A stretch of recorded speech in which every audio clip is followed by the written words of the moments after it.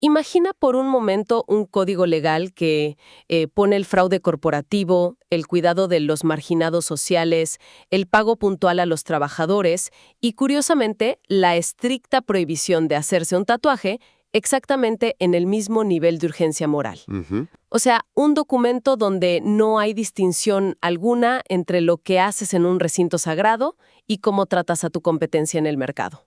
Que la bendición divina acompañe su día y su semana a todos los que nos escuchan. Así es. Bienvenidos. Bienvenidos a una nueva inmersión profunda. Este es nuestro espacio donde tomamos textos históricos, investigaciones y notas académicas y extraemos esas ideas que, pues, nos cambian los paradigmas. Yo estoy lista y hoy vamos a sumergirnos en el antiguo Medio Oriente. Y vaya que es un viaje interesante. Totalmente. Vamos a analizar un texto que ha moldeado civilizaciones enteras. El capítulo 19 del libro de Levítico. Sí, Y es un texto crucial porque, francamente, es una de esas partes de la historia antigua que la gente suele saltarse. A primera vista, pues parece un simple inventario de reglas agrícolas y rituales polvorientos. Ajá, como un manual aburrido. Exacto. Pero cuando uno raspa la superficie se encuentra con una propuesta ética radical que choca de frente con la forma en que estructuramos nuestras sociedades modernas. Completamente de acuerdo. Y para desempacar todo esto, hoy nos estamos apoyando en las formidables notas explicativas de dos obras académicas de mucho peso. Así es, fuentes muy sólidas. Tenemos la Biblia de Estudio Holman y la Biblia de Estudio Nueva Almeida Actualizada, que conoceremos como la NAA de aquí en adelante. Y la misión de nuestra inmersión de hoy es descubrir cómo este antiguo concepto de santidad, Que casi siempre imaginamos como algo reservado para ermitaños, ¿no? claro, o clérigos rodeados de incienso. Descubrir cómo fue diseñado originalmente como una guía operativa e integral para, la economía diaria, la justicia penal y hasta la red de apoyo comunitario. Lo fascinante aquí es que este texto en particular es visto por los eruditos como el espejo práctico de los 10 mandamientos. Un espejo práctico. A ver, explícame eso. Sí, o sea, no es una simple repetición teórica. Es como si tomara esos grandes imperativos de la montaña, esas ideas elevadas, y pues las forzara a caminar por el polvo de las calles. Me encanta esa imagen. Toma la teología y la aplica a los detalles más granulares, sudorosos y a veces muy incómodos de la convivencia humana. Y para entender lo verdaderamente disruptivo que era esto, tenemos que observar a quién iba dirigido el memorándum. El texto abre con una directiva muy clara. Dice, sean santos porque yo soy santo. Una orden directa. Ajá. Pero las notas de la fuente Holman subrayan un detalle histórico que cambia por completo las reglas del juego. Y es que esta orden no fue entregada a una élite sacerdotal. Se le dice a Moisés que instruya a toda la congregación. ¿A todos sin excepción? Exacto. Eso incluye a los albañiles, a los comerciantes, a las madres, a los campesinos. Y Holman señala que, de hecho, Jesús repite esta misma idea siglos después en el Sermón del Monte. Y en el contexto del antiguo Medio Oriente, eso es un terremoto sociológico. Piensa en las culturas circundantes como Egipto o Babilonia. Sí, los grandes imperios. Ahí la santidad era un estatus casi mágico, celosamente guardado en los recintos más internos de los templos. O sea, accesible solo para una casta privilegiada de sumos sacerdotes y faraones. Claro, la persona común no tenía acceso a esa santidad. Para nada. Pero aquí el texto democratiza el concepto. La expectativa es que la comunidad entera asuma el estatus sagrado. Las notas de la NAA definen esta santidad como la cualidad de estar separado, Separado. Ujú. o de imitar la naturaleza esencial y el carácter del Creador. Es un llamado a que la ética de, digamos, un pastor de ovejas refleje la integridad del Dios al que adora. E incluso altera las jerarquías dentro del propio hogar, lo cual es fascinante. Oh, sí, ese detalle es increíble. Hay un detalle que resalta la Biblia Holman que es sencillamente anómalo para la época. Al establecer el respeto a la autoridad en el hogar, el texto exige reverenciar a la madre y al padre, pero pone a la madre primero. En ese orden, Exactamente, y en las sociedades profundamente patriarcales de la antigüedad, donde la línea de autoridad era exclusivamente masculina, colocar a la madre al frente de la ecuación es tan inusual que algunas traducciones antiguas posteriores intentaron invertir el orden. trataron de que sonara normal para ellos. Claro, porque les rompía el esquema. Es que es una afirmación de valor igualitario en el núcleo de la sociedad que rompe esquemas. Si la meta es reflejar el carácter divino, ese respeto equitativo comienza en la sala de la casa. Desafiando frontalmente las normas patriarcales que los rodeaban. Así es. Bien, vamos a desglosar esto con una imagen mental, porque necesitamos aterrizar un concepto tan masivo para quienes nos escuchan. Me parece perfecto. A ver. Si lo pensamos en términos corporativos modernos, esta santidad es como los valores fundamentales de una empresa. Ajá. Ya sabes, esos pósteres enmarcados en la sala de juntas que dicen integridad, equidad, comunidad. Pero esos valores son una farsa si solo existen en el Manual de Recursos Humanos o en la oficina del director general, que en este caso sería el templo. No sirven de nada en la pared. Exacto. Solo tienen legitimidad si permean toda la cadena de mando. O sea, si el gerente de logística, el contador y la persona en la recepción los viven a diario. Y aquí es donde quiero desafiarte un poco. Adelante, estoy listo. Es muy fácil hablar de imitar a Dios en teoría. Pero, ¿cómo se aseguraba este texto de que esos valores fundamentales no se quedaran colgados en el templo? ¿Cómo pasamos de este ideal elevado a la práctica terrenal? O sea, ¿cómo se veía esta santidad operando en el mundo real y sucio de la agricultura antigua? Pues esa pregunta nos lleva directamente al terreno de la economía, porque la respuesta del texto es que la santidad se valida de manera inmediata en el diseño del sistema de bienestar social. Ok. Las fuentes detallan las famosas leyes de cosecha. Básicamente, se instauró una prohibición legal que impedía a los terratenientes exprimir al máximo sus propios recursos. Aquí es donde se pone realmente interesante, porque no estamos hablando de dar limosna o hacer caridad opcional. Para nada, era la ley.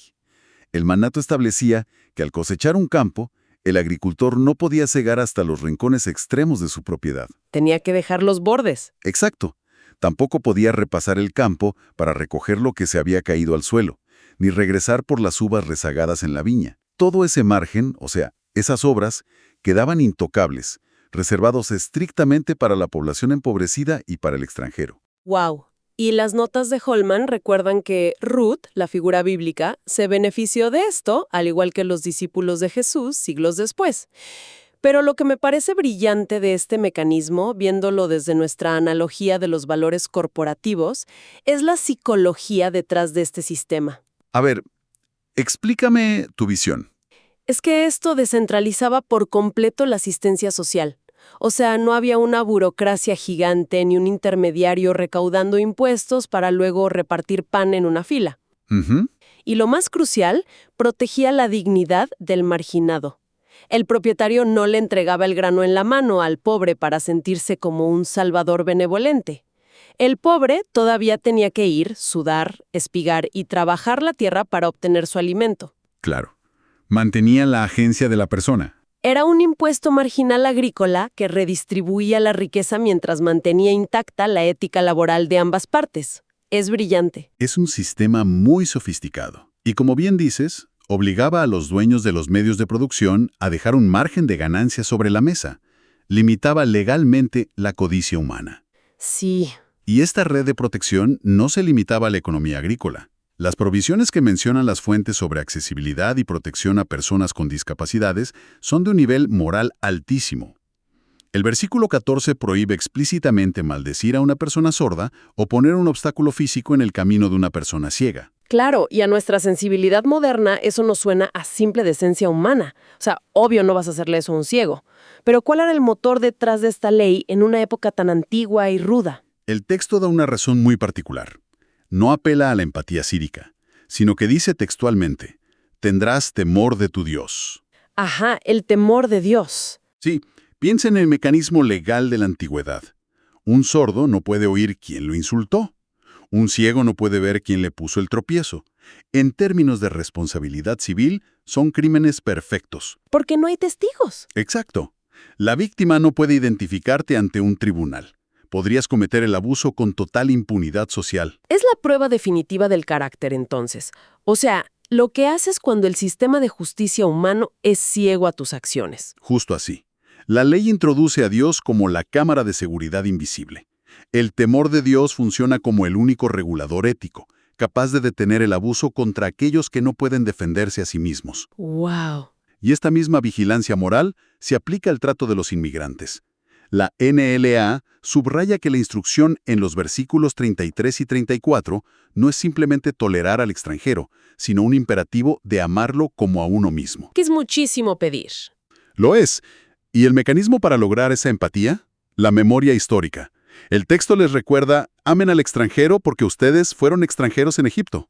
O sea, no permitan que el trauma de la opresión que sufrieron se convierta en una justificación para oprimir a otros ahora que tienen su propia nación. El ciclo del abuso debía romperse ahí mismo. Definitivamente. Y además de proteger a los vulnerables y a los inmigrantes, está el respeto a los ancianos. Holman señala que ponerse de pie ante la presencia de un anciano se equipara en el texto a reverenciar a la divinidad misma. Es una red de seguridad brutalmente sólida. Es un tejido social muy firme. Pero proteger a los vulnerables es solo la mitad de la ecuación. La otra mitad es asegurar que todo el sistema no esté amañado desde el principio, lo que nos lleva a cómo esta cultura corporativa de la santidad se trasladaba directamente a los tribunales y a la bolsa de valores antigua. Sí, hablemos del sistema judicial y del comercio. El texto exige una imparcialidad que, no admite matices. Prohíbe tajantemente la injusticia en los tribunales, advirtiendo contra dos tentaciones opuestas. Que suelen ser muy comunes. Exacto. Ni favorecer al rico por su influencia, ni complacer al pobre por simple lástima. La justicia debe ser impermeable tanto al soborno como al sentimentalismo. La balanza jurídica debe estar perfectamente equilibrada. Y esa idea de equilibrio en la corte se derramaba literalmente en las calles, o sea, en los puestos de los comerciantes. Las fuentes detallan reglas estrictas sobre el uso de balanzas justas, pesas exactas y medidas estandarizadas. Muy necesario en ese entonces. Totalmente. En un mundo donde no existían agencias de protección al consumidor, un comerciante podía limar ligeramente sus pesas de piedra. Daba un poco menos de grano por el mismo precio de plata. Era el microfraude más común y lucrativo de la época. Un robo invisible. Sí. Si volvemos a nuestra analogía corporativa, manipular esas balanzas era el equivalente a falsificar los libros contables hoy en día. Y la Biblio Holman hace una observación que lo cambia todo en este aspecto. La honestidad en estas transacciones comerciales minúsculas se presenta como una indicación directa de la obediencia a Dios. O sea, no era un simple tema civil. No, para nada. Falsificar una balanza en el mercado no era solo un delito de cuello blanco, era una profanación religiosa. Engañar a un cliente deshonraba el nombre de Dios tanto como escupir en el altar. La falta de separación entre lo secular y lo sagrado es asombrosa aquí. Y esa integración llega a su punto máximo cuando el texto invade, digamos, el espacio más privado de todos, que es la psicología humana. Los versículos 17 y 18. Ajá, el clímax relacional. Prohíbe explícitamente odiar al prójimo en el corazón. En lugar de permitir que ese rencor pasivo-agresivo eche raíces y pudra las relaciones desde adentro, algo que creo que todos hemos experimentado. Sí, claro, es muy humano. La instrucción es confrontar, reprender abiertamente al otro si hay un agravio, para evitar convertirse en cómplice del deterioro de la comunidad. Y bueno, la famosa regla de oro, amar al prójimo como a ti mismo. Si conectamos esto con el panorama general, vemos que para los antiguos, silenciar una injusticia interna por cobardía o por resentimiento acumulado era tan destructivo para el tejido social como usar pesas falsas. La Biblia no separa la economía de la espiritualidad. El odio interno y el fraude externo son violaciones iguales de la santidad. Es un nivel de sofisticación moral espectacular. Tenemos justicia social, protección de derechos humanos, honestidad comercial, higiene mental. Todo suena maravillosamente ilustrado. Pero... Aquí viene el pero. Sí, es aquí donde la narrativa hace un giro que nos deja perplejos. De repente, justo en medio de este manual de justicia, el texto lanza unas reglas que parecen sacadas de un sombrero. Prohíbe plantar 2 tipos de semillas diferentes en el mismo campo, prohíbe tejer ropa cruzando lino y lana. Las leyes de separación. Entonces, ¿qué significa todo esto? Honestamente, esto choca muchísimo. Me cuesta entender cómo la prohibición de mezclar 2 tipos de hilos comparte el mismo código de conducta que la redención del marginado social. Explícame el mecanismo aquí, porque desde nuestra perspectiva moderna se lee como algo completamente, pues, inconexo. Es una reacción totalmente comprensible. Y es exactamente por qué las fuentes de estudio son vitales para no leer el texto con lentes anacrónicos. Para entender estas leyes, que la academia llama leyes de separación, hay que comprender la pedagogía del mundo antiguo. Ok, te escucho. La NAS nos recuerda que santidad significa separación. En la mentalidad antigua, el mundo físico y el mundo espiritual estaban superpuestos. Estas restricciones agrícolas y textiles no eran sobre horticultura o moda, No eran consejos de agricultura. ¿no? Eran lecciones objetivas y visuales. Eran recordatorios físicos de su identidad única. ¿Elecciones para quién exactamente? Para toda la nación de Israel. Cuando un israelita sembraba su campo de forma ordenada y sin mezclas, o cuando sentía la pureza de un solo material en su ropa, su entorno físico le predicaba un mensaje constante. Ah, ya entiendo. El mensaje era: ustedes están separados para Dios. No deben asimilarse ni mezclarse con las culturas y panteones paganos que los rodean. La distinción en lo físico entrenaba el cerebro para mantener la pureza en lo moral. De acuerdo, puedo ver el valor pedagógico de no mezclar cosas para recordar tu propia exclusividad. E incluso Holman menciona lo de los árboles frutales, ¿verdad? Sí, considerar el fruto intocable por 3 años, consagrarlo el cuarto y comerlo hasta el quinto. Holman explica que esto reconocía visualmente a Dios como el verdadero proveedor. Tiene sentido. Pero, a ver, ¿qué pasa con los tatuajes, las incisiones en la carne y los cortes de pelo extraños? Hoy en día eso es pura estética personal. ¿Por qué el texto los criminaliza al nivel de prácticas oscuras como la magia y la adivinación? Porque en el antiguo Medio Oriente esas marcas eran, literalmente, la necromancia y la adivinación. ¿En serio? ¿Sí? Las notas de Holman aclaran mucho esto.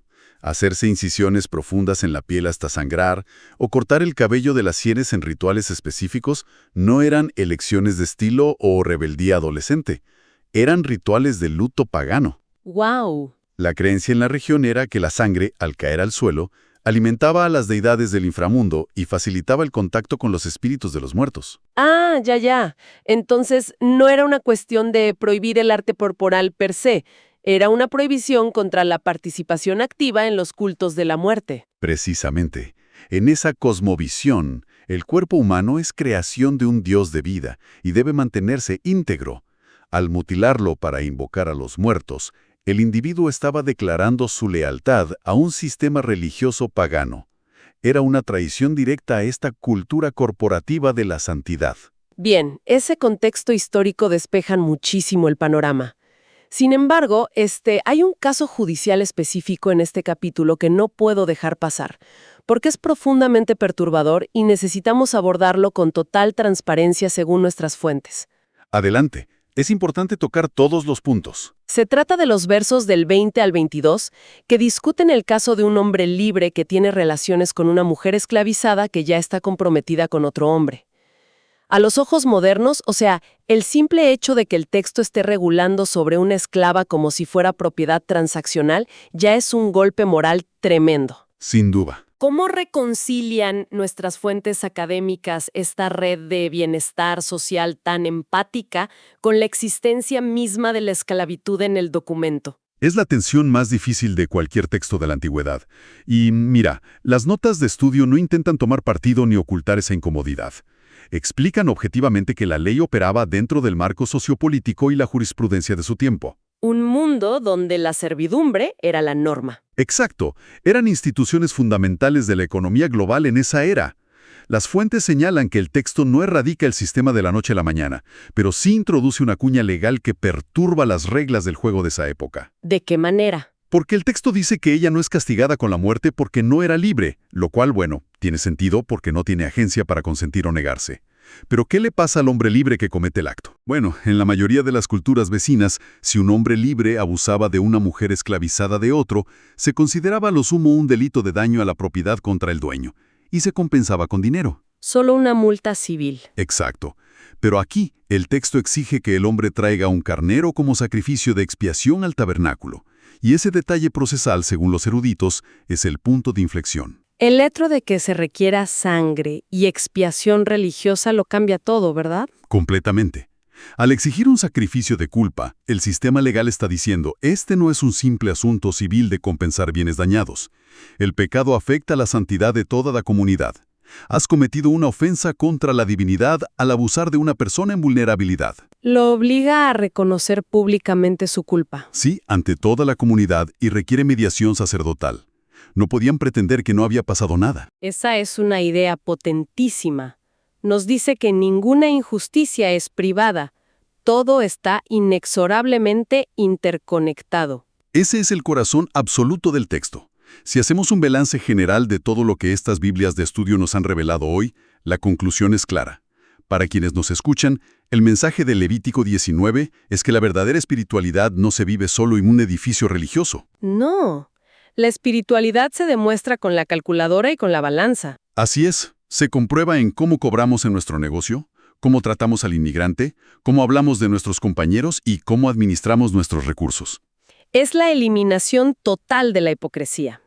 Y eso me lleva a la reflexión final, ese pensamiento provocador que quiero dejar rebotando en la mente de todos los que nos han acompañado en este análisis de hoy. A ver, ponlo sobre la mesa. Hoy en día, en nuestro mundo moderno, estamos muy acostumbrados a compartimentar nuestras vidas.